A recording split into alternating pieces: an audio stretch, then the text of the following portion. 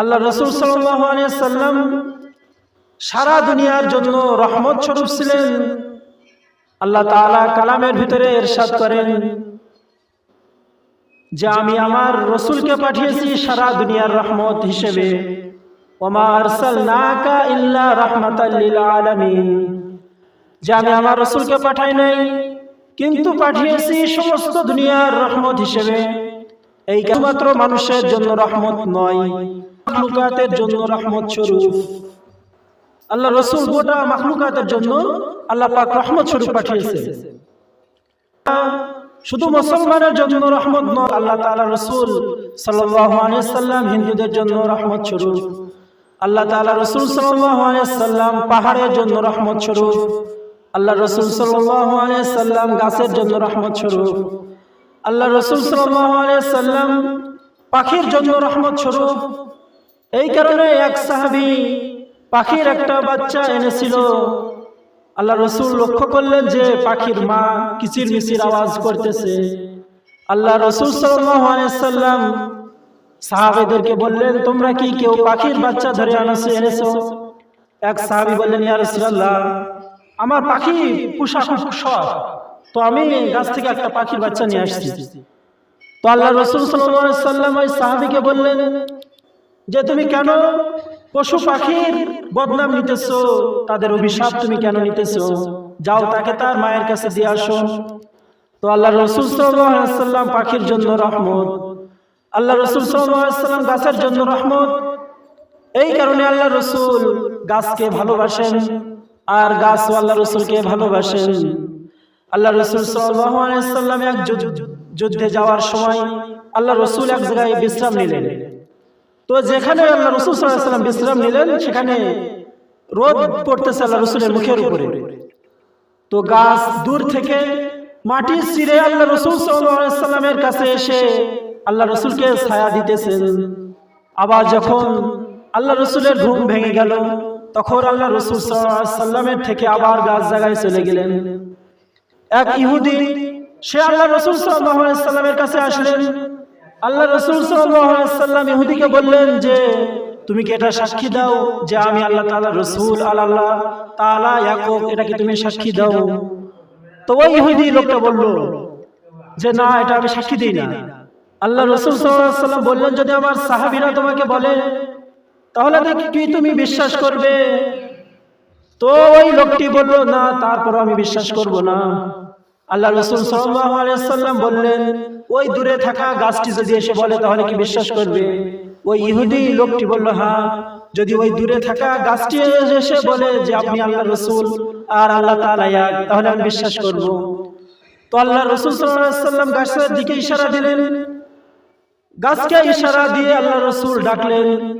তো ওই গাছটি আল্লাহ রাসূলের নিকটে এসে তিনি সাক্ষী দিতেছেন যে আশহাদু আন্নাকা মুহাম্মাদুর রাসূলুল্লাহ, যে আপনি হলো আল্লাহ তাআলার রাসূল। তখন ওই ইহুদি লোকটি আল্লাহ রাসূলের কাছে হাত দিয়ে মুসলমান হয়ে গেলেন। তাহলে গাছকে আল্লাহ রাসূল সাল্লাল্লাহু আলাইহি সাল্লাম ভালোবাসেন, গাছ আল্লাহ রাসূলকে ভালোবাসেন। আল্লাহ রাসূল সাল্লাল্লাহু আলাইহি সাল্লাম পাহাড়ের জন্য রহমত। এই কারণে পাহাড়কে আল্লাহ রাসূল সাল্লাল্লাহু আলাইহি সাল্লাম ভালোবাসেন, পাহাড়ও আল্লাহ রাসূলকে ভালোবাসেন। আল্লাহ রাসূল সাল্লাল্লাহু আলাইহি সাল্লাম উহুদ পাহাড় যেই দিকে, ওই দিকে না, অন্য দিকে একটা রাস্তা দিয়ে আল্লাহ রাসূল সাল্লাল্লাহু আলাইহি সাল্লাম যাইতেছেন। তো যাইতে যাইতে হযরত জিবরাইল আলাইহিস সালাতু ওয়াস সালাম আল্লাহ রাসূলের কাছে আসলেন। এসে আল্লাহ রাসূলকে বলতেছেন যে ইয়া রাসূলুল্লাহ, আপনি এই পথ দিয়ে আসছেন, ওইদিকে উহুদ পাহাড় জারজার করে কাঁদতেছে। উহুদ পাহাড় কাঁদে। তো আল্লাহ রাসূল সাল্লাল্লাহু আলাইহি সাল্লাম জিবরাইলকে জিজ্ঞাসা করলেন যে জিবরাইল, উহুদ পাহাড় কাঁদে কেন? আল্লাহ রাসূল সাল্লাল্লাহু আলাইহি সাল্লাম এই কথা জিজ্ঞাসা করার পরে জিবরাইল আলাইহিস সালাম বলতেছেন যে আপনি যখন উহুদের সামনে দিয়ে আসেন, উহুদ আপনাকে দেখে আর সে আপনাকে দেখে তার ভালো লাগে, সে তো আপনাকে ভালোবাসে। এই কারণে আপনি অন্য রাস্তা দিয়ে আসছেন, উহুদ আপনাকে দেখতে পারে না, এই জন্য সে কাঁদতেছে। হাদিস শরীফের ভিতরে আসছে যে আল্লাহ রাসূল সাল্লাল্লাহু আলাইহি সাল্লাম রাস্তা পরিবর্তন করে যেই দিক দিয়ে, যেই রাস্তা দিয়ে উহুদ দেখা যায়, ওই রাস্তা দিয়ে আল্লাহ রাসূল সাল্লাল্লাহু আলাইহি সাল্লাম যাইতেছে। তো আল্লাহ রাসূল যখন উহুদের পাশ দিয়ে যাইতেছেন তখন সাহাবীদেরকে লক্ষ্য করে বললেন যে হে সাহাবীরা, হাযা উহুদ, এটা উহুদ পাহাড়, ইহিব্বুহু ওয়া ইউহিব্বুনি, যে আমি উহুদকে ভালোবাসি আর উহুদ আমাকে ভালোবাসে। তাহলে আল্লাহ রাসূল সাল্লাল্লাহু আলাইহি ওয়াসাল্লাম পাহাড়ের জন্য রহমত, আল্লাহ রাসূল সাল্লাল্লাহু আলাইহি ওয়াসাল্লাম উহুদ পাহাড়কে ভালোবাসেন, উহুদ পাহাড় আল্লাহ রাসূলকে ভালোবাসেন। এটা আল্লাহ রাসূল সাল্লাল্লাহু আলাইহি ওয়াসাল্লাম নিজে বলেছেন। আল্লাহ রাসূল সাল্লাল্লাহু আলাইহি ওয়াসাল্লাম গাছকে ভালোবাসেন। এই কারণে আল্লাহ রাসূল সাল্লাল্লাহু আলাইহি ওয়াসাল্লাম জুম্মার যে খুতবা দিতেন, একটা গাছ ছিল, যেই গাছে আল্লাহ রাসূল সাল্লাল্লাহু আলাইহি ওয়াসাল্লাম জুম্মার খুতবা দিতেন, ওই গাছের গায়ে হেলান দিয়ে। তো যখন নতুন মসজিদ নির্মাণ হবে তখন পরামর্শ করা হলো ওই গাছটাকে সরিয়ে দেওয়া হবে। তো যখনই নতুন মিম্বার বানানো হলো, কাঠ দ্বারা সুন্দর একটা মিম্বার বানাইছেন, তো যখনই মেম্বারটা বসানো হলো তখনই কার জন্য হাওয়া করে কান্নার আওয়াজ পাইতেছে।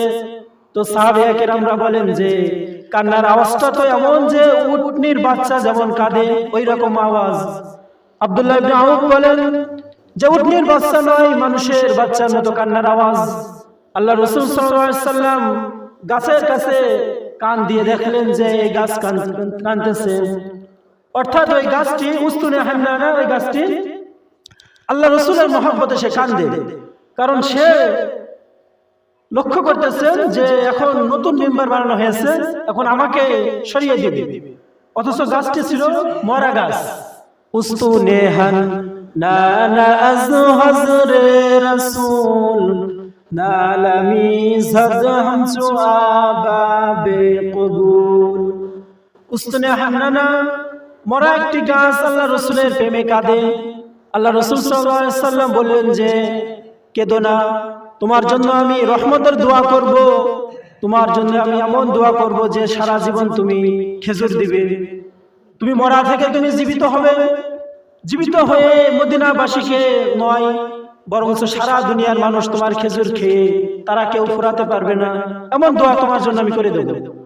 তখন উস্তুনে হান্নানা গাছটি চুপ করলেন না। যখন আল্লাহ রাসূল সাল্লাল্লাহু আলাইহি ওয়াসাল্লাম বললেন যে তোমাকে আমি জান্নাতে আমার পাশে নেব, জান্নাতের এক পাশে তুমি থাকবে, তার পাশে আমি থাকব, তোমাকে আমার জান্নাতের এক পাশে জায়গা দিব, তোমাকে আমার কবরের এক পাশে তোমাকে জায়গা দিব, তখন উস্তুনে হান্নানা ওই গাছটি চুপ করলেন। তাহলে আল্লাহ পাক কে রাসূল সাল্লাল্লাহু আলাইহি ওয়াসাল্লাম কুল কায়নাতের জন্য, মাখলুকাতের জন্য আল্লাহ তাআলা রাসূল রহমত স্বরূপ। এই কারণে আল্লাহ তাআলা রাসূল কোন প্রাণীকে কষ্ট দিতেন না, কারণ আল্লাহ রাসূল সাল্লাল্লাহু আলাইহি ওয়াসাল্লাম ইবাদুর রহমান। তাহলে ইবাদুর রহমানের 7 নম্বর গুণ হলো যে কোনো মাখলুক, কোনো প্রাণীকে অন্যায়ভাবে হত্যা করা যাবে না, এবং কাউকে হত্যা তো দূরে থাক, কষ্ট দেওয়া যাবে না।